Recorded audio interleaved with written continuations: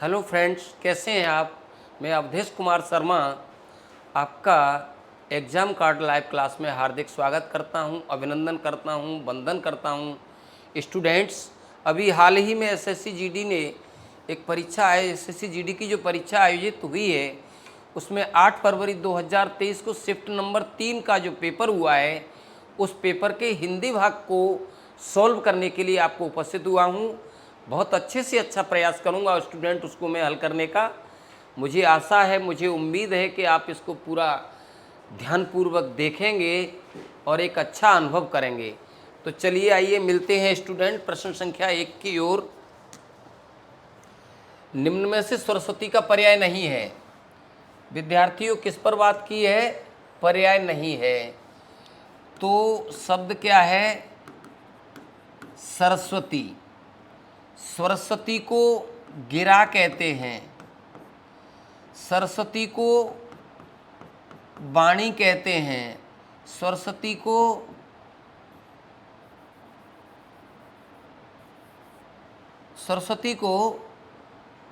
वाणी कहते हैं, अमर कहते हैं, सरस्वती को भारती कहते हैं। इस प्रकार सरस्वती शब्द के कई पर्यायवाची हैं। अब जो नहीं है उसकी बात करते हैं। तो बागेश्वरी सरस्वती का पर्यायवाची है, शारदा है, भारती। और दामिनी की अगर बात करें तो ये किसका है? दामिनी का अर्थ बिजली होता है। तो विकल्प संख्या 1 ही इस प्रश्न का पालन करता है। सरस्वती का पर्यायवाची नहीं है, वो दामिनी है। इस प्रकार इसका उत्तर ये होगा। चलिए क्वेश्चन संख्या 2 के लिए मैं मिलता हूँ स्टूडेंट्स आपसे। ध्यान देना, निम्न में से किस वाक्य में खग के सही अनेकार्थी की बात करते हैं? शब्द है खग का अनेकार्थी। तो देखिए, खग की पर्यायवाची की बात करें तो ये पक्षी होता है, लेकिन अनेकार्थी की बात की गई है, उस पर बात विचार करिए। अनेक अर्थ है। किशोर दुष्ट लड़का है, ये नहीं हो सकता है। बहुत डाकू है, ये नहीं हो सकता है। और सुहास की भाषा अत्यंत दुर्बोध है, ये नहीं हो सकता है। खग को पक्षी के नाम से जाना जाता है। खग का मतलब पक्षी। पक्षी कलरव कर रहे हैं, ये इस विकल्प का उत्तर होगा। आगे अगले प्रश्न संख्या 3 की ओर ध्यान देना आप लोग। निम्नलिखित वाक्यों में रेखांकित अंश के स्थान पर आने वाले सबसे उपयुक्त विकल्प का चयन करिए। इस गीत की 2-4 लड़ियां सुनी। इस गीत की 2-4 लड़ियां, शब्द क्या आया है? लड़ियां। और होना क्या चाहिए था?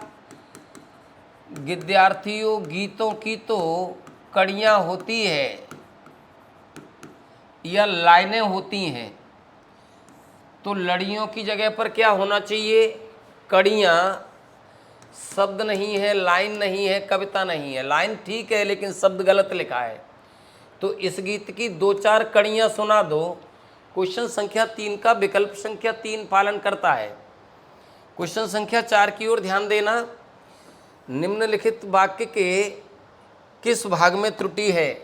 क्वेश्चन संख्या 4 में लिखा है, एक सेंटेंस है, उसको 4 भागों में बांट दिया है। जिस भाग में गलती है उस भाग का चयन करना है आपको। मेरी समझ में नहीं आ रहा है कि आपके द्वारा इतने परिश्रम से कमाया गया धन आखिर किस काम में आएगा। इतना बड़ा सेंटेंस लिखा है, कमाया गया यह धन, ठीक है, मेरी समझ में नहीं आ रहा है, ठीक है, आखिर किस काम में आएगा? अब देखिए लिखा क्या है? आखिर। और होना क्या चाहिए? आखिर। और लिखा क्या है? आखिर। तो विद्यार्थियों समझ पाए हैं? आपको गलती मिल पाई है क्या? होना चाहिए आखिर और है क्या? आखिर। कि आपके द्वारा इतने परिश्रम से ये भी ठीक है, ये भी ठीक है और ये भी ठीक है, लेकिन यहाँ क्या होना चाहिए? आखिर, ये होना चाहिए। तो क्वेश्चन संख्या 4 का विकल्प 3 वाले भाग में दोष है। क्वेश्चन नंबर 5 की ओर ध्यान देना। वाक्यांश के लिए सार्थक शब्द का चयन करना है। वह बात जिसे सुना नहीं गया हो, वह बात जिसको सुना नहीं गाया हो उसको अश्रुत भी कह सकते हैं।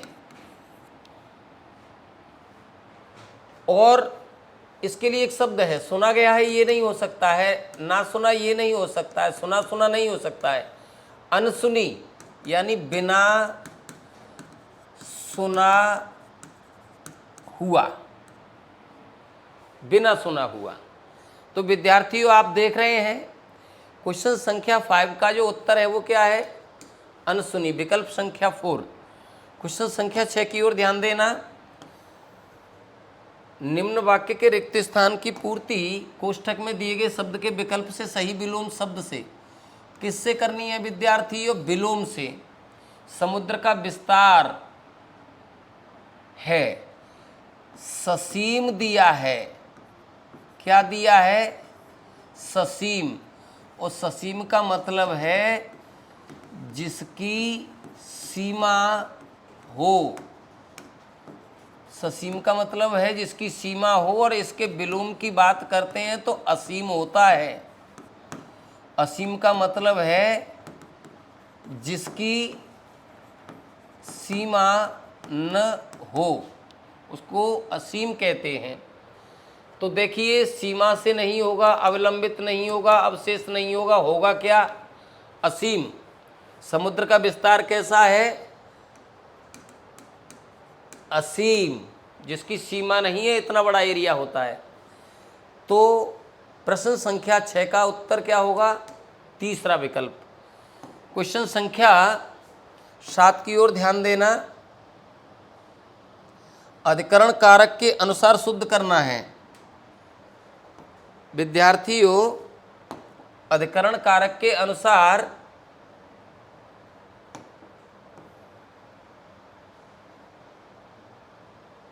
अधिकरण कारक के अनुसार करना है।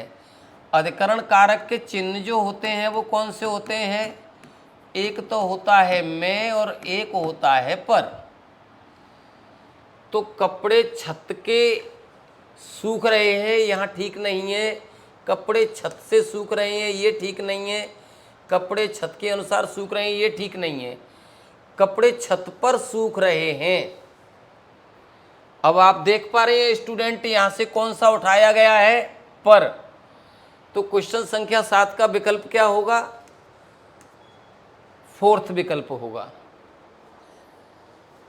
आगे क्वेश्चन नंबर 8 की ओर ध्यान देना। निम्नलिखित वाक्य में रेखांकित एकार्थी शब्द का अर्थ बताइए। व्यक्ति के जीवन में सम होनी चाहिए और उसके व्यवहार में सम होना चाहिए। अब थोड़ा सा ध्यान देना विद्यार्थियों, एक तो ऐसा लिखा है सम और एक ऐसा लिखा है सम। अब इसका अर्थ तो है शांति और इसका अर्थ क्या होता है, समान। इस सम का अर्थ ये है और इस सम का अर्थ ये है। अब हमको विकल्पों में देखना है, श्याम और रात में मिलान नहीं है, कुछ भाग में मिलान नहीं है, शांति और समान में मिलान है। समान गणित का प्रश्न, ये ठीक नहीं है। तो प्रश्न नंबर 8 का उत्तर कौन सा होगा, शांति समान, विकल्प संख्या 3। क्वेश्चन नंबर 9 की ओर ध्यान देना। क्वेश्चन नंबर 9 में लिखा हुआ है निम्नलिखित मुहावरे के सही अर्थ का चयन करना। किसकी बात की जा रही है विद्यार्थियों, मुहावरा भूंजी भांग न होना। अब विद्यार्थियों इसका सही अर्थ है कुछ भी पास में नहीं हो। हमारे पास कुछ भी नहीं है, कुछ भी नहीं है, तो लोग अक्सर बात किया करते हैं कि भूंजी भांग न होना। पैसे से, अर्थ से, कपड़े लत्ते, खाने पीने, रहने सहने की सारी रीतियों पर अगर बात की जाए तो भूंजी भांग न होने का मतलब है बिल्कुल भी पास में कुछ नहीं हो हमारे। अभी हमें मिलान करना है। संदेह की स्थिति में होना मिलान नहीं करता है। अत्यंत दरिद्र होना, विद्यार्थियों दरिद्र होंगे तो कुछ भी नहीं होगा। इसलिए यह पालन करता है, कष्ट झेलना नहीं करता है, सबसे परे रहना ये नहीं करता है। तो अभी आप देख रहे हैं कि भूंजी भांग न होने का अर्थ कहाँ से निकल के आ रहा है? दूसरे नंबर विकल्प से। तो क्वेश्चन नंबर 9 का उत्तर क्या होगा? दूसरे नंबर का। क्वेश्चन नंबर 10 की ओर ध्यान देना।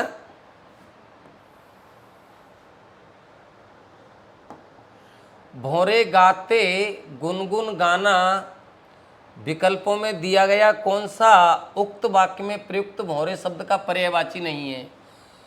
भौरे का पर्यायवाची नहीं है। तो देखिए, भौरे का पर्यायवाची की बात करते हैं तो एक होता है षट्पद और एक होता है भ्रमर। अब ये भौरे के पर्यायवाची हैं, षट्पद है, भ्रमर है। देखते हैं, अब वो नहीं की बात करता है जो नहीं है, तो अल होता है, मधुप होता है, भ्रमर होता है। सफरी की अगर बात करें तो ये किसका है? मछली का। सफरी शब्द का अर्थ क्या है? मछली। अब बात किया जा रहा है भौरे का, जो भौरे का नहीं है तो वो तीनों है, लेकिन ये सफरी तो मछली का होता है। तो क्वेश्चन संख्या 10 का जो उचित उत्तर होगा वो कौन सा विकल्प होगा? ये फोर्थ वाला विकल्प होगा। आगे क्वेश्चन नंबर 11 की ओर ध्यान देना स्टूडेंट्स।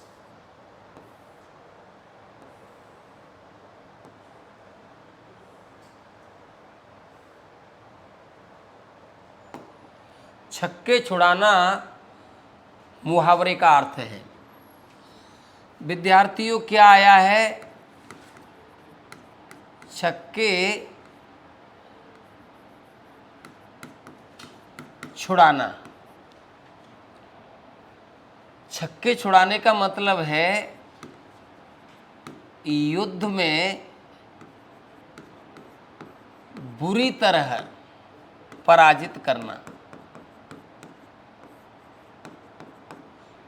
और किसके द्वारा? युद्ध कला के द्वारा।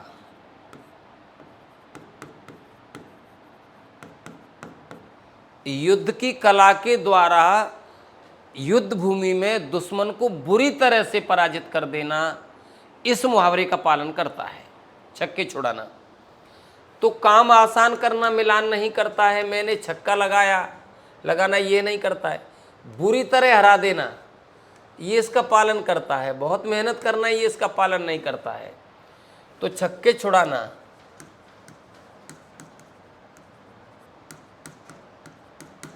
इस मुहावरे का पालन कौन करता है? ये करता है। तो क्वेश्चन नंबर 11 का जो उचित उत्तर है वो कौन सा है? तीसरा विकल्प है।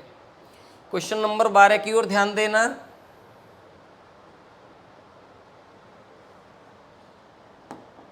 निम्नलिखित विकल्पों में से किस एक वाक्य में क्रिया संबंधी अशुद्धि है? किस किस संबंध में अशुद्धि आई है? क्रिया के संबंध में। विद्यार्थियों, आप जानते हैं क्रिया किसे कहते हैं? क्रिया का मतलब है वे शब्द जो किसी कार्य के होने का प्रकटीकरण करते हैं, उनको क्रिया कहते हैं। तो अभी देखना है कि क्रिया की अशुद्धि कैसे देखी जाएगी। बहुत दिनों बाद उसने मुझे देखा, कि ठीक है, मैंने उसे सहायता देना चाहता हूँ। अब मैं उसे सहायता देना चाहता हूँ, ये कंडीशन है, मैंने पानी पी लिया, आज मैंने भरपेट खाया। अशुद्धि ढूंढनी है क्रिया की। मैं उसे सहायता देना चाहता हूँ, विकल्प संख्या 2 में इसका पालन किया गया है। क्वेश्चन संख्या 13 की ओर ध्यान देना। संयुक्त वाक्य शिक्षा साध्य नहीं है, साधन है। संयुक्त वाक्य शिक्षा साध्य नहीं है, साधन है। निम्नलिखित विकल्प में से इस वाक्य के लिए कौन सा एक उचित सरल वाक्य होगा? विद्यार्थियों, मैं सबसे पहले आपको सरल वाक्य की बात करता हूँ। सरल वाक्य का मतलब है एक कर्ता व एक क्रिया। सरल वाक्य में क्या लिखा होना चाहिए? एक ही तो कर्ता होना चाहिए और एक ही समापिका क्रिया होनी चाहिए। अगर इस प्रकार का वाक्य है तो उसको सरल वाक्य में गणना की जानी चाहिए। तो अब देखते हैं किस विकल्प में इसका पालन किया गया है। शिक्षा एक साधन है, शिक्षा साध्य न होकर साधन है, शिक्षा माध्यम नहीं साधन है, शिक्षा साधन है। अब बात यहां से शुरू करनी थी, यहां से। शिक्षा साध्य नहीं साधन है, तो शिक्षा साध्य न होकर साधन है, इसको इसमें ट्रांसफर कर दिया, सेंटेंस को सरल बना दिया। तो क्वेश्चन नंबर 13 का उत्तर कौन सा होगा? दूसरा होगा। शिक्षा साध्य नहीं साधन है, ये संयुक्त था, लेकिन संयुक्त को सरल में ट्रांसफर कर दिया। शिक्षा साध्य न होकर के साधन है, तो विकल्प संख्या दूसरा ही इसका पालन करता है। क्वेश्चन नंबर 14 की ओर ध्यान देना। निम्नलिखित वाक्यांश के लिए सार्थक शब्द चुनिए। निम्नलिखित वाक्यांश के लिए सार्थक शब्द चुनना है। आवश्यकता से अधिक बरसात, ऐसा दिया गया है। आवश्यकता से अधिक बरसात, देखिए, एक होती है अतिवृष्टि और एक होती है अल्पवृष्टि। तो अतिवृष्टि का मतलब है बहुत अधिक, बहुत अधिक वृष्टि की बात करता हूं। तो अभी आपको ध्यान देना है, अनावृष्टि का मतलब है वर्षा बिल्कुल न होना, बिल्कुल न होना।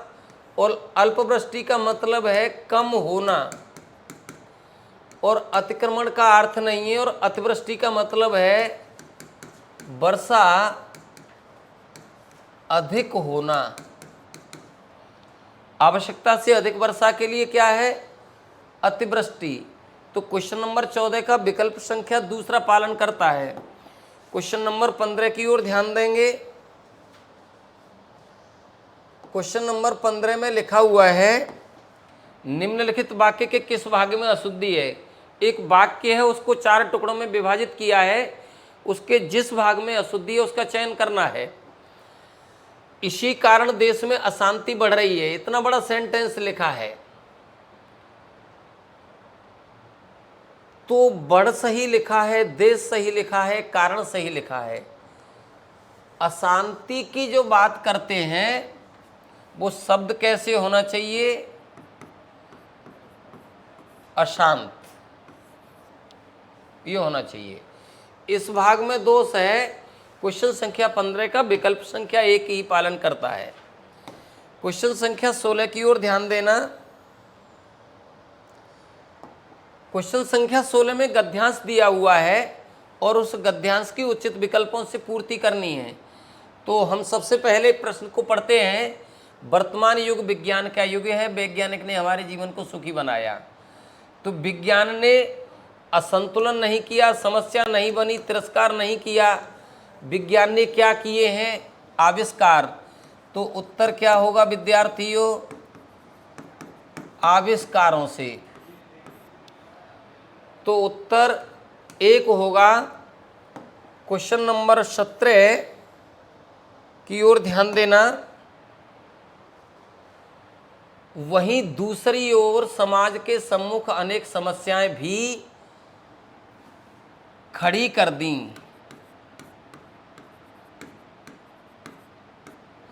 विद्यार्थियों, आप जानते हैं कि विज्ञान का सदप्रयोग किया जाए तो एक सुख का साधन बनेगा, और अगर गलत तरीके से प्रयोग किया जाए तो दुख का कारण बनेगा, और दुख का कारण बनेगा तो अनेक प्रकार की समस्याएं बढ़ जाएंगी।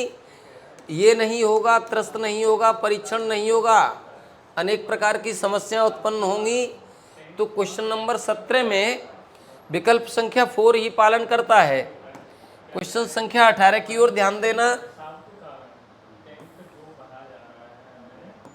क्वेश्चन नंबर 18 में क्या लिखा हुआ है? इनमें प्रदूषण की समस्या अत्यंत व्यवस्थित नहीं है बंधुओं, प्रभावित है तात्पर्य नहीं है, लेकिन इसकी समस्या कैसी बनती जा रही है? गंभीर समस्या बनती जा रही है। तो क्वेश्चन नंबर 18 का उत्तर क्या होगा? विकल्प संख्या 4, गंभीर समस्या बनती जा रही है। क्वेश्चन संख्या 19 की बात करिए। 19 में लिखा हुआ है, इसका अर्थ है जीवन प्रदूषित नहीं होगा, कारखाने नहीं होंगे, नगर नहीं होंगे, वातावरण प्रदूषित होगा। तो समझ पा रहे हैं, क्वेश्चन संख्या 29 का विकल्प नंबर 1 उत्तर होगा। क्वेश्चन नंबर 20 की ओर ध्यान देना। क्वेश्चन नंबर 20 की ओर ध्यान देना। वस्तुतः हम सभी प्रकृति के संतुलन में सुख नहीं है, सुख साधन नहीं है, युग नहीं है, संतुलित जीवन व्यतीत करते हैं।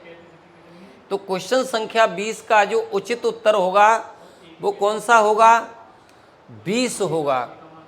इस प्रकार स्टूडेंट, मैंने इन 20 प्रश्नों का बहुत अच्छे तरीके से एक्सप्लेन किया है। मैं आशा करता हूं कि आपको बहुत अच्छा पसंद आएगा और बहुत अच्छा अनुभव करेंगे आप लोग। Thank you students.